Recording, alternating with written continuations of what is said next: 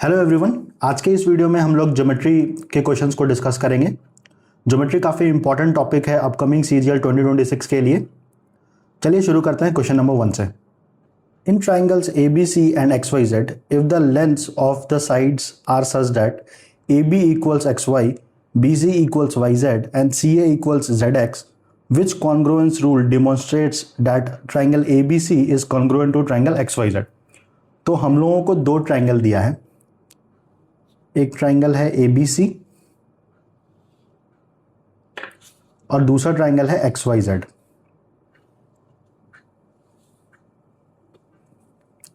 एक ट्राइंगल है ए B C और दूसरा ट्राइंगल है एक्स वाई जेड।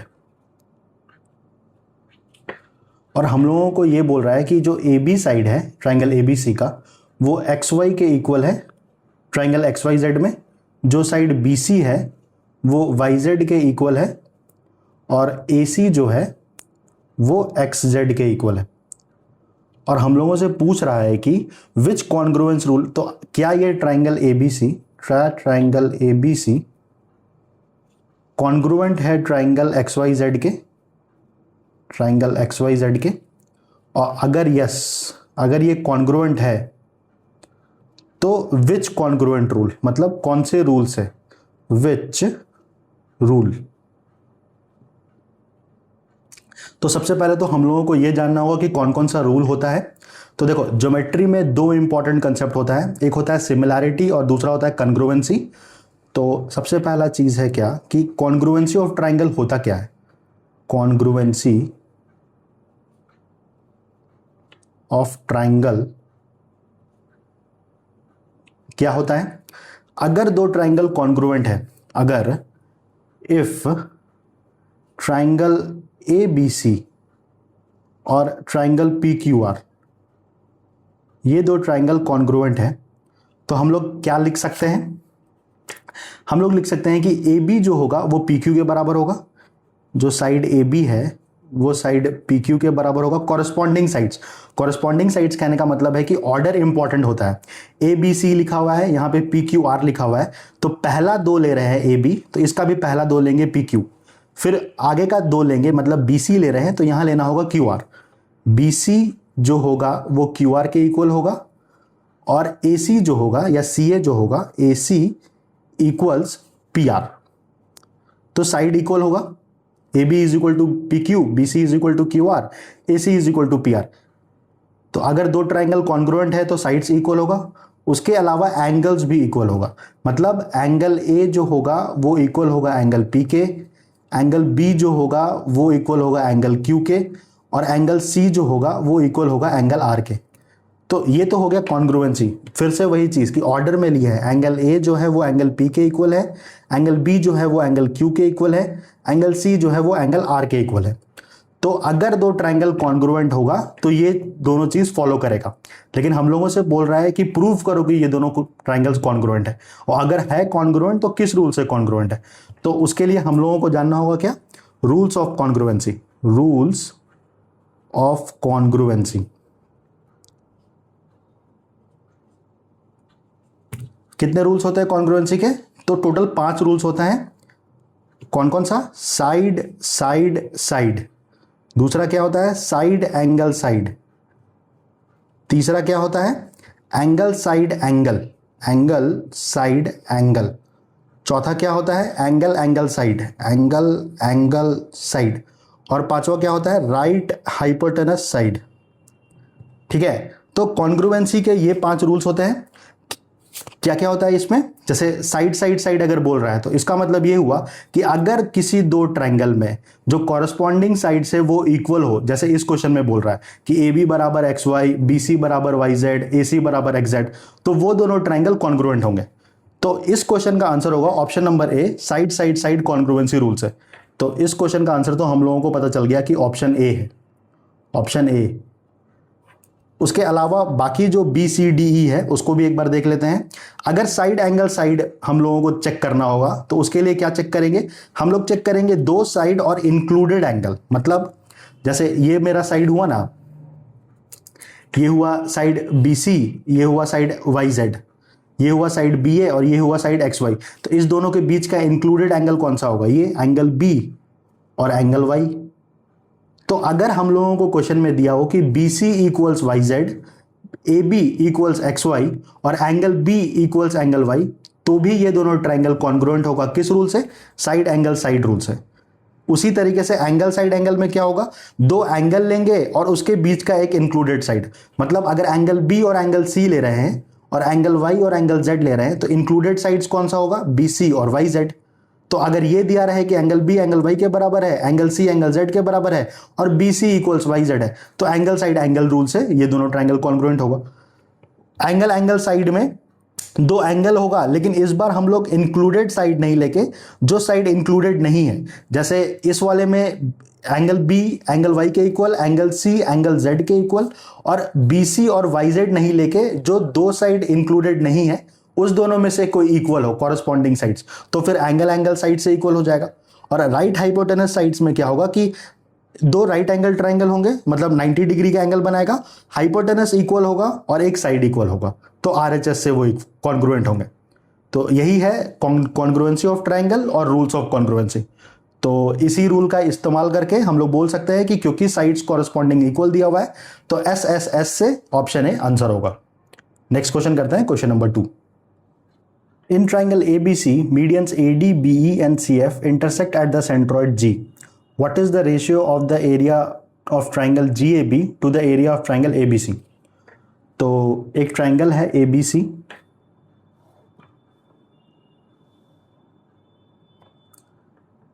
ABC और तीन मीडियन दिया हुआ है AD, BE एंड CF, और ये मीडियन जहां पे इंटरसेक्ट करता है उसको हम लोगों को पता है कि सेंट्रॉइड बोलते हैं, उसको जी से रिप्रेजेंट करते हैं हम लोग। तो ये हो गया AD, BE एंड CF। तो जब भी मीडियंस ड्रॉ करते हैं और ये इंटरसेक्ट करता है सेंट्रॉइड पे, तो ये ट्राइंगल को डिवाइड कर देता है 6 ट्राइंगल्स में of equal area. 6 triangles of equal area. मतलब ये जो ट्राइंगल है ये एक ट्राइंगल हुआ, इसका एरिया अगर 1 यूनिट मानेंगे, तो ये जो दूसरा ट्राइंगल है इसका भी एरिया 1 यूनिट बोल सकते हैं, ये भी सेम एरिया होगा, सेम एरिया, और ये भी 1 यूनिट। इस तरह से हम लोग इसको 6 पार्ट्स में डिवाइड कर सकते हैं ऑफ इक्वल एरिया। तो पूरे ट्राइंगल का जो एरिया होगा ABC का, उसको बोल सकते हैं, अगर वो 6 यूनिट है, 1 2 3 4 5 6, तो अगर वो 6 यूनिट है तो हम लोगों से पूछ किसका रहा है? What is the ratio of the area of triangle GAB। मतलब ये G है AB, तो इसमें कितना ट्राइंगल हुआ? GAB में ये एक ट्राइंगल हुआ, ये एक ट्राइंगल हुआ, मतलब 2, तो इस वाले पार्ट का एरिया हो जाएगा 2 यूनिट। तो area of triangle GAB by area of triangle ABC, यही पूछ रहा है हम लोगों से। तो अगर ये 6 यूनिट है, टोटल ऐड कर दिए 1 2 3 4 5 6, तो और ये हो जाएगा GAB का 2 यूनिट, GAB का 2 यूनिट, तो 2/6 यही रेशियो होगा, 1:3। तो बस ये याद रखने का जरूरत है कि कितने इक्वल पार्ट्स में डिवाइड करता है अगर सारे मीडियंस उन लोग जो है वो सेंट्रॉइड पे इंटरसेक्ट कर रहे हैं। और मीडियन होता क्या है? मीडियन कहने का मतलब ये हुआ कि मीडियन जो है एक ऐसा लाइन सेगमेंट जो कि वर्टेक्स से ड्रॉ करते हैं हम लोग और सामने वाले साइड को 2 इक्वल पार्ट में डिवाइड करेगा। तो BD is equal to DC होगा, CE is equal to AE होगा और AF is equal to BF होगा या FB होगा। तो इस क्वेश्चन का आंसर है क्वेश्चन नंबर 2 का option B, option B. Next question करते हैं। A right triangle ABC is inscribed in a circle with a diameter of 10 cm and altitude BD is drawn from the vertex B to the hypotenuse AC. If the length of the leg AB is 6 cm, what is the length of the segment AD? तो एक circle है हम लोगों के पास, एक circle है, उसमें diameter दिया हुआ है। A right triangle ABC is inscribed in a circle with diameter 10 cm. तो ये डायमीटर हम लोगों के पास 10 दिया हुआ है। तो जब भी एक राइट एंगल ट्रायंगल को इंस्क्राइब करते हैं सर्किल में और डायमीटर पता होता है, तो हम लोग ऐसा कर सकते हैं कि ये जो angle in a semi circle 90 degree होता है, तो इस तरीके से ट्रायंगल बनेगा, ये 90 डिग्री होगा, तो ये हो गया ए, ये हो गया सी, और एंगल बी हमारा 90 डिग्री है। उसके बाद ये बोल रहा है कि an altitude B D is drawn from the vertex B to the hypotenuse A C. तो ए सी हाइपोटेनस है जो कि डायमीटर भी है, और एक ऑल्टीट्यूड हम लोग ड्रॉ किए हैं B D to A C. और आगे बोल रहा है क्वेश्चन में कि if the length of the leg A B is 6 centimetre, तो ए बी का लेंथ हम लोगों को पता है कि 6 है। तो अगर ए बी का लेंथ पता है 6 है और ये 90 डिग्री है, राइट एंगल ट्रायंगल है, और हाइपोटेनस भी पता है 10 है, तो हम लोग बी सी निकाल सकते हैं पाइथागोरस थ्योरम से। तो A B square, A B का whole square plus B C square is equal to A C square. तो ए बी इज इक्वल का स्क्वायर हो जाएगा 36 प्लस बी सी स्क्वायर हम लोगों को कैलकुलेट करना है, और ए सी स्क्वायर का हो जाएगा 100। तो बी सी का वैल्यू क्या आ गया, अंडर रूट 100 माइनस 36 मतलब कि 64, 8। तो ये वैल्यू आ गया हम लोगों के पास 8। तो ये 8 आ गया, और हम लोगों से पूछ क्या रहा है क्वेश्चन में, हम लोगों से पूछ रहा है कि what is the length of the segment A D. तो ए डी का लेंथ निकालने के लिए तो इसका 2 मेथड है निकालने का। तो इस मेथड से एग्जाम में नहीं करना है, लेकिन यहाँ डिस्कस कर लेते हैं हम लोग कि इसका एरिया निकाल लेंगे पहले, कि half into base into height करके, हाफ इंटू बेस क्या हो जाएगा इसका 6 इंटू 8 करेंगे, 6 इंटू 8 जो कि हो जाएगा 48/2 24। तो area of triangle A B C हम लोगों का निकल गया। और इसको यहां पे हम लोग ऐसा लिख सकते हैं कि हाफ इंटू ये भी मेरा हाइट है बी डी इंटू, और ये जो बेस होगा ए सी, इसका वैल्यू 24 होगा। तो यहां से बी डी का वैल्यू क्या आ जाएगा, बी डी का वैल्यू हो जाएगा 24 इंटू 248 बाई ए सी, मतलब 48, और ए सी है हम लोगों का 10, ए सी हम लोगों को 10 दिया, मतलब बी डी का जो वैल्यू है वो आएगा 4.8। तो बी डी का वैल्यू अगर 4.8 आ गया है, और ये ट्राइंगल अगर हम लोग लेंगे बी डी ए, ट्राइंगल अगर बी डी ए लेते हैं, बी डी ए, तो बी डी का लेंथ अभी हम लोग निकाले 4.8, ए बी का हम लोगों को पता है 6, तो ए डी का वैल्यू अगर x मानेंगे तो पाइथागोरस थ्योरम लगा के 4.8 का स्क्वायर, 4.8 का स्क्वायर प्लस x का स्क्वायर इज इक्वल टू 6 का स्क्वायर मतलब कि 36। तो इसको सॉल्व करेंगे तो यहाँ से ए डी का वैल्यू निकल जाएगा, यहाँ से ए डी का वैल्यू निकल जाएगा। लेकिन एग्जाम में हम लोगों को ऐसे नहीं बनाना है। हम लोग कैसे बनाएंगे, इसके लिए ना डायरेक्ट फॉर्मूला होता है। जब भी इस तरह का क्वेश्चन हो और इस तरह का डायग्राम बन रहा हो हम लोग का कि ये वैल्यू है, ये है ए, ये है सी, और ये है बी, और ये 90 डिग्री हो रहा हो, और यहाँ से हम लोग एक हाइपोटेनस पे एक परपेंडिकुलर खींचे हैं या ऑल्टीट्यूड खींचे हैं, इसको हाइट भी बोलते हैं, ए डी इस तरह से हो, तो B D perpendicular to A सी है, और एंगल बी जो है वो 90 डिग्री है। तो एडी का अगर वैल्यू निकालना होगा तो यहां पे 3 रिलेशनशिप आता है, 3 फॉर्मूला है इंपॉर्टेंट। फॉर्मूला नंबर 1 कि ए बी स्क्वायर जो होगा, A B square is equal to, A B के नजदीक कौन सा हम लोगों का सेगमेंट है, ये ए डी है, ए बी स्क्वायर कर रहे हैं तो ए डी इंटू ए सी। उसी तरीके से अगर बी सी का स्क्वायर करेंगे, B C square is equal to, इसके नजदीक क्या है, सी डी है, डी सी, तो इसको लिखेंगे डी सी इंटू पूरा ए सी। और तीसरा फॉर्मूला जो होता है जिसपे एसएससी में डायरेक्ट क्वेश्चन पूछता है, बी डी स्क्वायर जो होगा, बी डी स्क्वायर जो होगा वो होगा A D into C D. ये जो ए डी है into C D, A D into C D, B D square is equal to A D into C D. तो हम लोगों से क्या पूछ रहा है इस क्वेश्चन में, हम लोगों से पूछ रहा है एडी का वैल्यू निकालने के लिए, what is the length of the segment AD. तो ये पूरा एसी हम लोगों को पता है 10 है, और ए बी का वैल्यू ये 6 पता है, और ये पूरा 10 पता है। तो ए बी स्क्वायर, तो ये वाला फॉर्मूला यूज करेंगे कि A B square is equal to A D into A C. A B square हो गया 36, और ए सी का वैल्यू 10 दिया हुआ है जो कि डायमीटर है, ए सी 10 बाई 10 कर देंगे तो ए डी आ जाएगा जो कि होगा 3.6। तो इस क्वेश्चन का आंसर है, क्वेश्चन नंबर 3 का आंसर है option number A 3.6, option A. Next question करते हैं। Question number 4, the diameter of a circle measures 25 centimetre, what is the maximum length of a chord in the circle. तो इस question में हम लोगों को दिया है कि एक सर्किल है जिसका डायमीटर 25 सेंटीमीटर है, जिसका डायमीटर 25 सेंटीमीटर है, और हम लोगों से पूछ रहा है कि what is the maximum length of a chord in the circle. तो सर्किल का एक प्रॉपर्टी होता है, जो सबसे लंबा chord, longest chord of a circle जो होता है वो क्या होता है, वो होता है डायमीटर। तो इस क्वेश्चन का आंसर हो जाएगा 25 centimetre, option B, option B. अगला क्वेश्चन करते हैं, question number 5, two circles have radii of 12 centimeter and 4 centimeter. If the length of a direct common tangent is 15 centimeter, what is the distance between their centers? तो ये question हम लोगों का direct formula based है। इसका एक formula होता है, पहले डायग्राम देख लेते हैं। तो एक सर्किल ये है और दूसरा सर्किल मान लेते हैं ऐसा है, और एक डायरेक्ट कॉमन टेंजेंट है, मतलब इसको टच करते हुए ऐसे जा रहा है।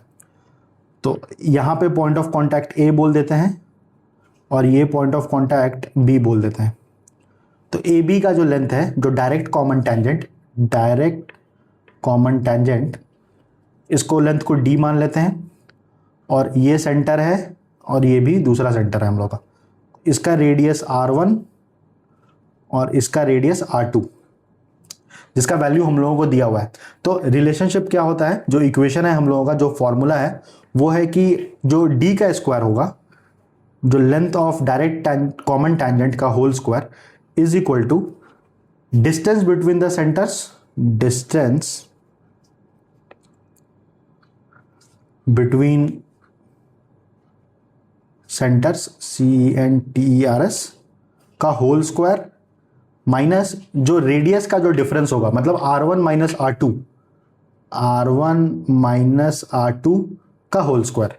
और हम लोगों को क्वेश्चन में सब कुछ दिया हुआ है और बोल रहा है कि डिस्टेंस बिटवीन सेंटर्स कैलकुलेट करो। तो डिस्टेंस बिटवीन सेंटर्स क्या हो जाएगा, डी स्क्वायर, जो length of direct common tangent है जो कि 15 है, the length of direct common tangent is 15, तो ये हो गया 15 का स्क्वायर, और इधर आ जाएगा तो ये हो जाएगा plus r1 minus r2। r1 क्या है, एक है 12 सेंटीमीटर और दूसरा है 4 सेंटीमीटर, तो ये हो जाएगा 12 माइनस 4 का whole square is equal to, मान लेते हैं इसको x, तो ये x स्क्वायर। तो ये हो गया 225 प्लस 12 में से 4 जाएगा तो 8, और 8 का स्क्वायर तो 64, 64 is equal to x square. तो 5 plus 4 9, 6 plus 2 8, 289 is equal to x square. तो x का मतलब क्या आ गया, x का वैल्यू क्या आ गया, 17 सेंटीमीटर। और x क्या एज्यूम किए थे हम लोग, डिस्टेंस बिटवीन सेंटर्स, और यही पूछ भी रहा है क्वेश्चन में कि what is the distance between their centers. तो अगर ये फॉर्मूला पता होगा कि D square is equal to distance between centres का whole square minus r1 minus r2 का होल स्क्वायर, तो ये विद इन 30 सेकेंड्स बनेगा क्वेश्चन। तो इसका आंसर है option number B, 17 centimetre, option B. उसी तरीके से एक और होता है TCT, ट्रांसवर्स कॉमन टेंजेंट। उसमें कैसा डायग्राम बनता है, उसमें इस तरह का डायग्राम बनता है, ये एक सेल ये होगा और ये दूसरा। तो इसको अगर A बोल देते हैं और इसको B बोल देते हैं, तो ये जो डिस्टेंस है D, तो यहाँ पे रिलेशनशिप क्या होता है, यहाँ पे सब कुछ सेम रहता है, बस ये r1 प्लस r2 का होल स्क्वायर। मतलब TCT के केस में, ट्रांसवर्स कॉमन टेंजेंट के केस में, डी स्क्वायर जो होगा वो हो जाएगा distance between centres, distance between centres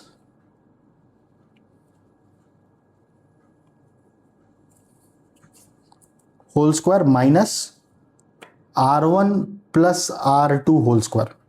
इस पे भी एक क्वेश्चन है, आगे देखेंगे हम लोग। फिलहाल नेक्स्ट क्वेश्चन देखते हैं, question number 6। The angles of a cyclic quadrilateral are in the ratio 1:2:3:4. What is the measure of the smallest angle? तो कोई साइक्लिक क्वाड्रिलेटरल है जिसका एंगल का रेशियो दिया हुआ है 1:2:3:4। तो सम ऑफ एंगल्स क्या होता है साइक्लिक क्वाड्रिलेटरल का? सम ऑफ एंगल्स ये 360 डिग्री होता है। तो इसका मतलब ये हुआ कि 2 + 1 3, 3 + 3 6 + 4 10। तो 10 का जो वैल्यू है वो 360 डिग्री के इक्वल। तो एक का वैल्यू क्या होगा? 36 डिग्री।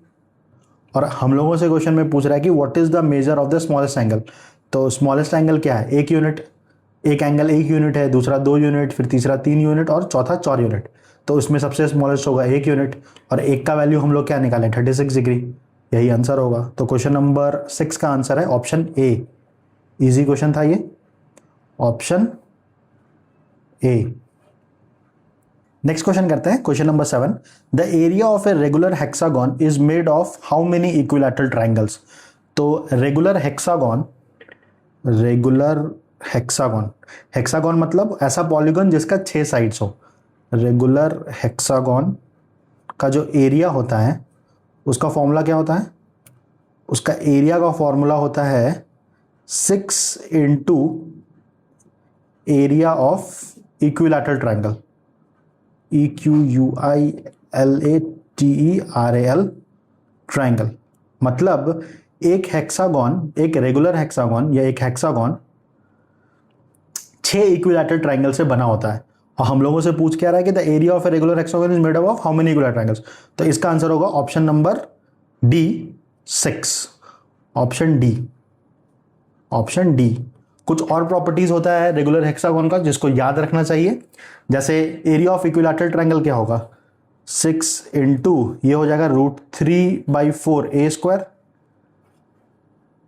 तो ये हो जाएगा 2 से ये 3 टाइम्स, 2 टाइम्स, तो 3√3/2 a²। उसके अलावा सम ऑफ इंटीरियर एंगल्स क्या होगा? सम ऑफ इंटीरियर एंगल्स अगर पूछे हम लोगों को सम ऑफ इंटीरियर एंगल्स, तो किसी भी पॉलीगॉन को कैसे कैलकुलेट करते हैं हम लोग इंटीरियर एंगल्स?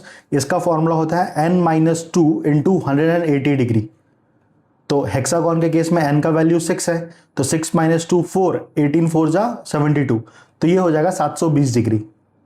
उसी तरीके से sum of exterior angles regular hexagon का होता है, सम ऑफ एक्सटीरियर एंगल्स होता है 360 डिग्री। तो अगर हम लोगों से एक एक्सटीरियर एंगल का वैल्यू पूछे कि बताओ क्या होगा, तो ये हो जाएगा 360 डिग्री बाई 6, मतलब कि 60 डिग्री।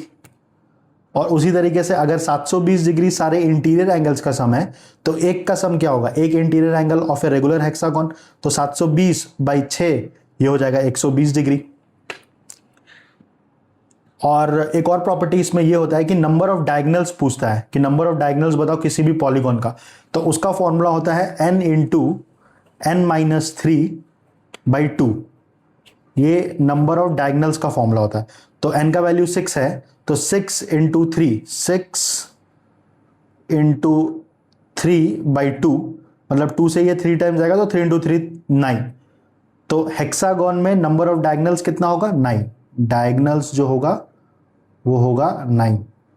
ये सब घुमा फिरा के कभी कभी एसएससी पूछ लेता है, तो ये सब हम लोगों को, ये सारी प्रॉपर्टीज हम लोगों को हेक्सागन का याद रखना चाहिए। नेक्स्ट क्वेश्चन करते हैं। A parallelogram is a quadrilateral in which, फिर 4 ऑप्शंस हम लोगों के पास दिया हुआ है। Only one pair of opposite sides is parallel. Option B है all 4 interior angles are 90 degree. Option C है opposite sides are parallel and of equal length. और ऑप्शन डी है द डायगोनल्स आर परपेंडिकुलर। तो सबसे पहले तो 4 important quadrilaterals हैं। कौन कौन सा? एक होता है पैरेललोग्राम,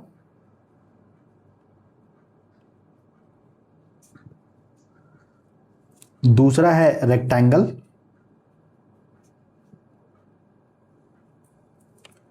तीसरा है रोम्बस, और चौथा है स्क्वायर। और इन चारों क्वाड्रिलेटरल्स में जो कॉमन प्रॉपर्टीज है वो क्या प्रॉपर्टीज है? Property number 1, opposite sides are parallel.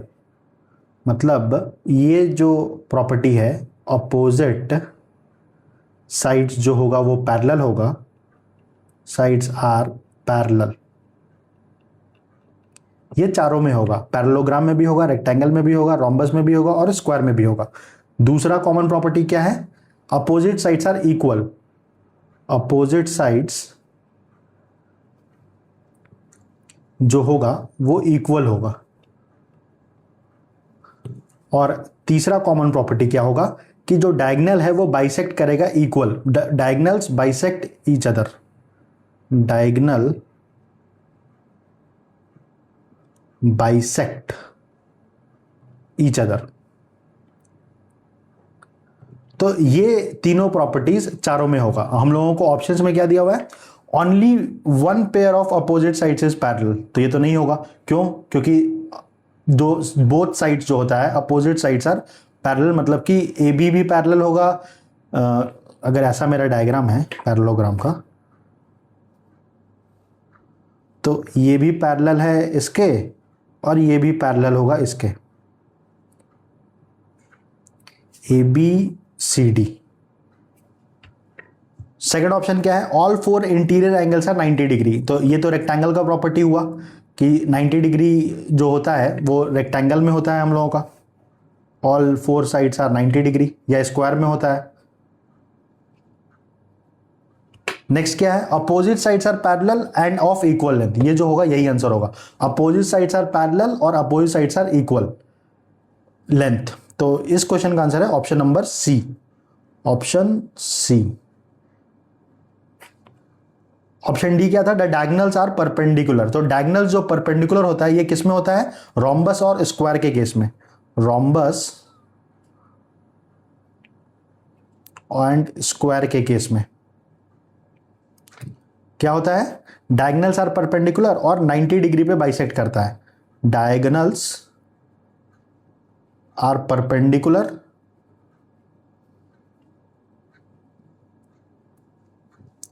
और दूसरा क्या होता है? Intersect each other at 90 degree. Intersect, diagonals intersect each other at 90 degree, rhombus और स्क्वायर में। पैरेललोग्राम, रेक्टेंगल, रोम्बस या स्क्वायर का जो कॉमन प्रॉपर्टीज है वो ये है कि अपोजिट साइड्स पैरेलल होता है, अपोजिट साइड्स इक्वल लेंथ का होता है और डायगोनल सिर्फ बाइसेक्ट करता है। बाइसेक्ट 90 डिग्री पे नहीं करता, सिर्फ बाइसेक्ट करता है। बाइसेक्ट 90 डिग्री पे जब बोलेगा तो रोम्बस और स्क्वायर की बात हो रही होगी, ठीक है? तो इन प्रॉपर्टीज को थोड़ा दिमाग में रखना जरूरी है। नेक्स्ट क्वेश्चन करते हैं, question number 9। The distance between the centres of two circles is D. The length of their direct and transverse common tangents are L and M respectively. तो हम लोगों को डायरेक्ट कॉमन टेंजेंट का length DCT दिया हुआ है L और transverse common tangent TCT का वैल्यू दिया हुआ है M।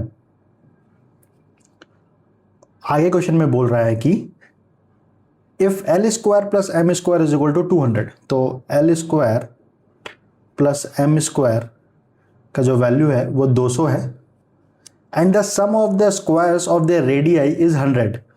और यदि L square plus M square का वैल्यू 200 और उनकी त्रिज्याओं के वर्गों का योग 100 है, तो मतलब R1 का स्क्वायर प्लस R2 का स्क्वायर इज इक्वल टू 100 दिया है।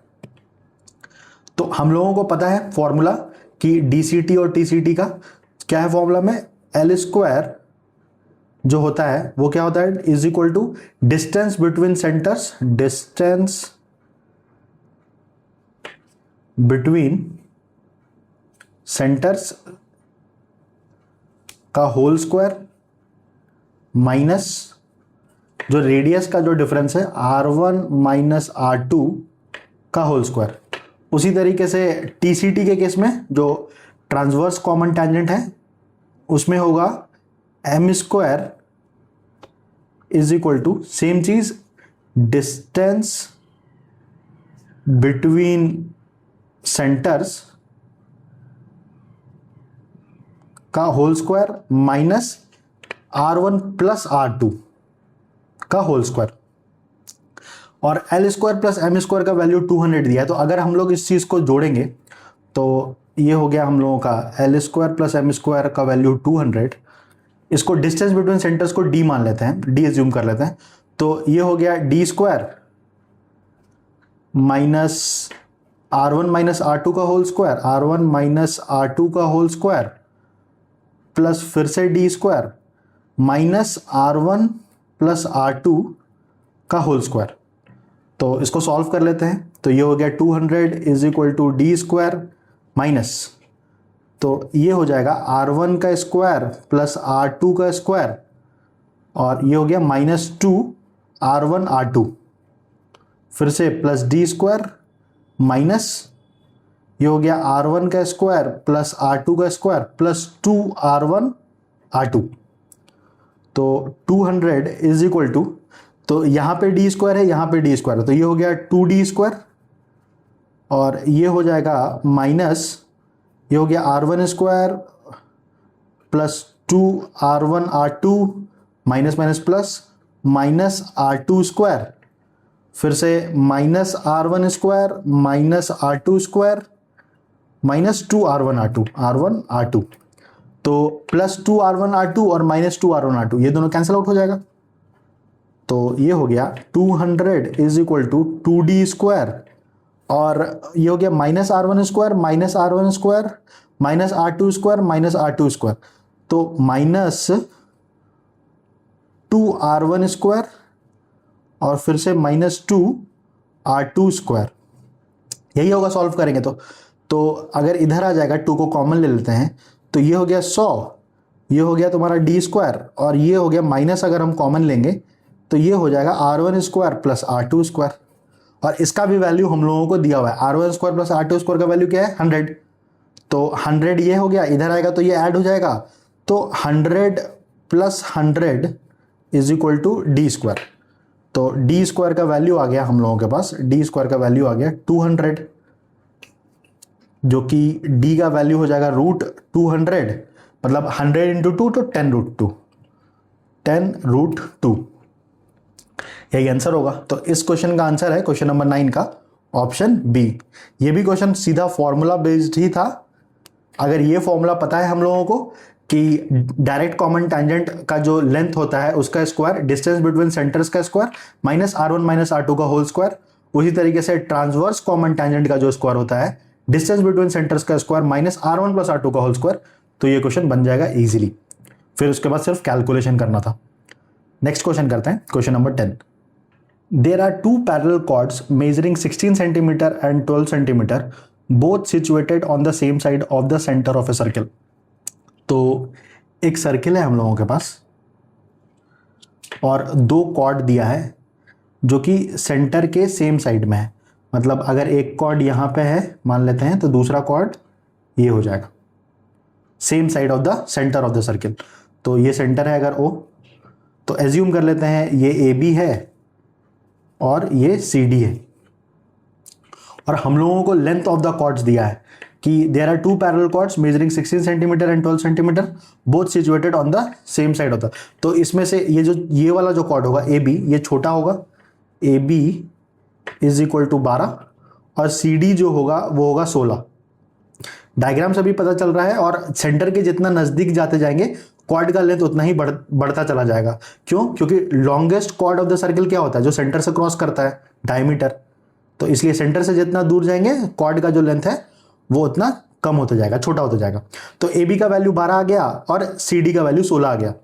अब आगे हम लोगों को बोल रहा है क्या क्वेश्चन में कि the space between the two chords is 2 centimetre. तो इस दोनों के बीच का जो स्पेस है, ये स्पेस, ये जो स्पेस है ये 2 सेंटीमीटर है, ठीक है। और what is the radius of the circle? तो हम लोगों से बोल रहा है कि सर्कल का रेडियस निकालने के लिए, तो ये जो है ये रेडियस R वैल्यू निकालना है। तो एक थ्योरम होता है सर्कल में कि जो परपेंडिकुलर ड्रॉ करते हैं सेंटर से किसी कॉर्ड पे, वो क्या होता है, वो कॉर्ड को डिवाइड कर देता है 2 पार्ट्स में, 2 इक्वल पार्ट्स में। तो अगर हम लोग यहाँ से एक 90 डिग्री का एल्टीट्यूड खींचते हैं इस तरीके से, तो मान लेते हैं ये M है और ये N है, इस तरीके से। तो ये CD अगर मेरा टोटल 16 है तो ये जो होगा लेंथ ये 8 हो जाएगा। उसी तरीके से ये AB अगर मेरा 12 है तो AN क्या होगा, 6 होगा। तो यहाँ से 2 राइट एंगल ट्राइंगल निकल जाएगा। तो इसको अलग से ड्रॉ कर लेते हैं। तो एक ट्राइंगल ये है, ये हो गया O, ये हो गया M और ये हो गया C। OC का जो वैल्यू है वो R है, जो MC जो यहाँ पे CM जो है ये 8 है, और ये OM जो होगा ये इसको एज्यूम कर लेते हैं X। उसी तरीके से एक और राइट एंगल ट्राइंगल है। इस बार ये जो हाइपोटेनस है ये OA है हम लोग का, OA ये रेडियस हो जाएगा OA, इसको N बोल दो, ये 90 डिग्री। तो ON का वैल्यू क्या होगा, OM प्लस MN। ON यही है, OM का वैल्यू हम लोग X एज्यूम किए हैं और MN का वैल्यू हम लोगों को दिया हुआ है 2। तो ये जो वैल्यू है ये हो जाएगा X प्लस 2 और AN क्या होगा AB बाई 2। इस तरह से इसको भी ये डिवाइड करेगा 2 इक्वल पार्ट्स में, तो ये हो गया 6, ये हो गया 6। अब बस पाइथागोरस थ्योरम लगाना है और सॉल्व कर देना है इस क्वेश्चन को। तो क्या हो जाएगा, R square is equal to X square plus 64, ये एक इक्वेशन हो गया।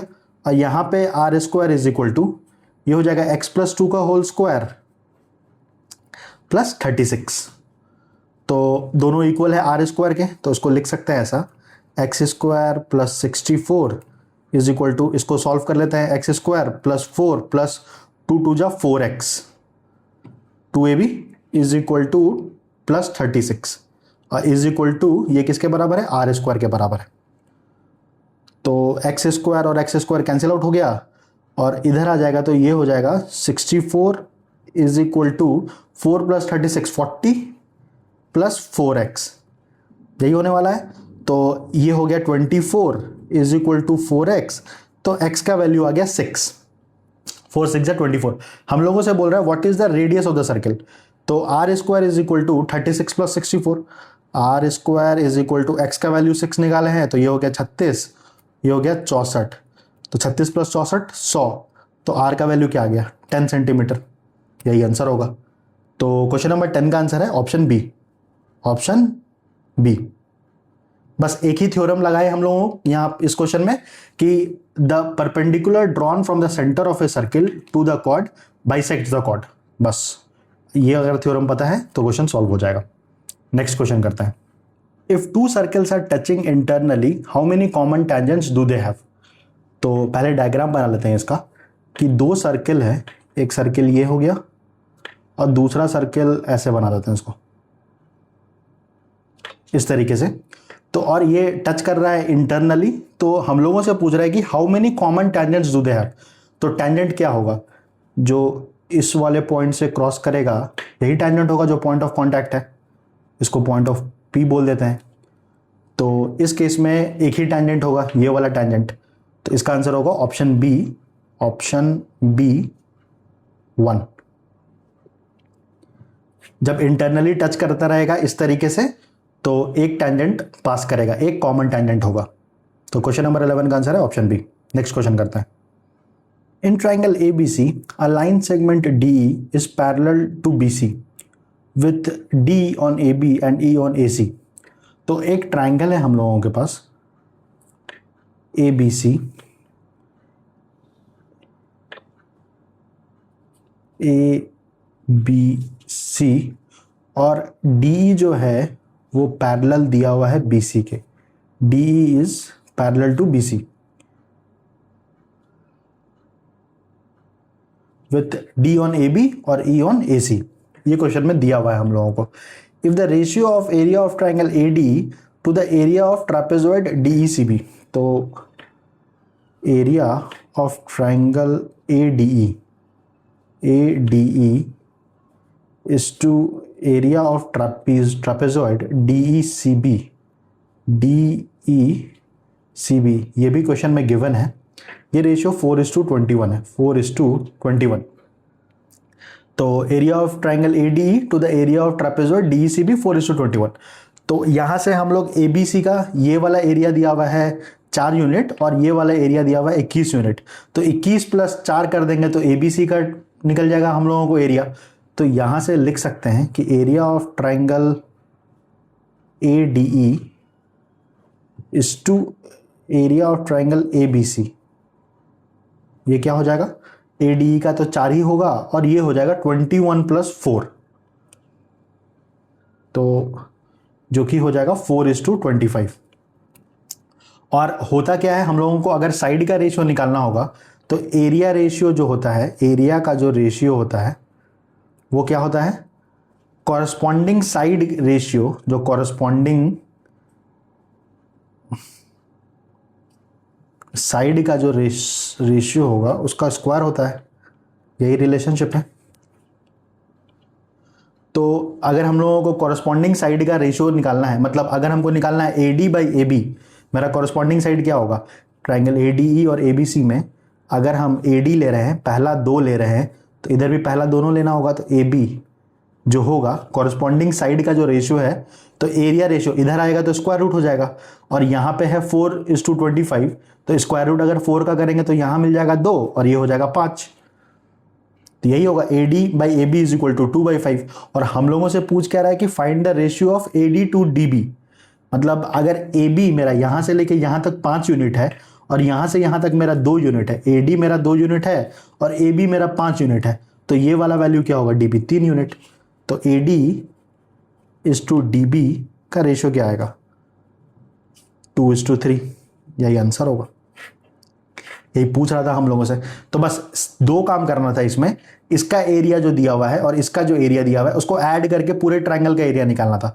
क्यों ऐसा करते हैं, क्योंकि ये जो ट्रायंगल है ADE और ये जो ट्रायंगल है बड़ा वाला ABC, ये आपस में सिमिलर होता है। और अगर सिमिलर होता है, जो कि यहाँ पे है सिमिलर है, तो हम लोगों का जो एरिया का जो रेशियो है और साइड का रेशियो का स्क्वायर होता है। तो क्योंकि ये साइड का रेशियो का स्क्वायर है तो 4:25 का हम लोग स्क्वायर रूट निकाल देंगे तो 2/5 आ जाएगा। और AD बाई AB निकल गया तो AD का वैल्यू 2, पूरा का वैल्यू 5 है, तो BD का वैल्यू 3 होगा।